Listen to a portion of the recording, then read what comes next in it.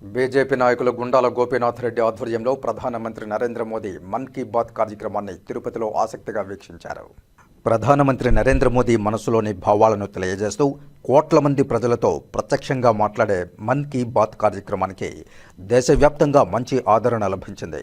ఈ కార్యక్రమానికి తిరుపతి బీజేపీ నాయకులు గుండాల గోపీనాథ్ రెడ్డి ఆధ్వర్యంలో తిరుపతి స్థానికులు ఆసక్తిగా తిలకించారు.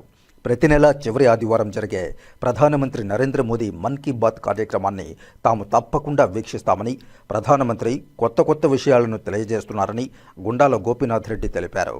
మన్ కీ బాత్ కార్యక్రమం స్ఫూర్తిదాయకమంటున్నారు.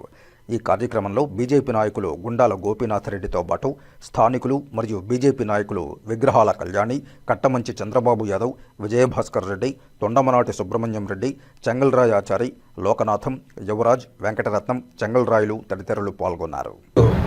మన్ కీ బాత్ నరేంద్ర మోడీ గారి ప్రసంగం ఏదైతే ఉందో 125వ ఎపిసోడ్ను చాలా చక్కగా వీక్షించడం జరిగింది. ఈ 125 ఎపిసోడ్లో ముఖ్యంగా క్రీడారంగానికి సంబంధించి ప్రస్తావించడము, అదే ఇతర దేశాల్లో ఉండే క్రీడాకారులను పోల్చి మన దేశంలో ఉండే క్రీడాకారులు యువత ఏ విధంగా మేల్కొని ముందుకెళ్లాలనే ఉద్దేశంతో చెప్పడం జరిగింది. గతంలో కూడా ఎన్నో ఎపిసోడ్లు దేశంలో ఉండే యువతకు ప్రేరణగా నిలిచినటువంటి మన్ కీ బాత్ ఈరోజు కూడా చాలా ప్రేరణాదాయకంగా ఉంది.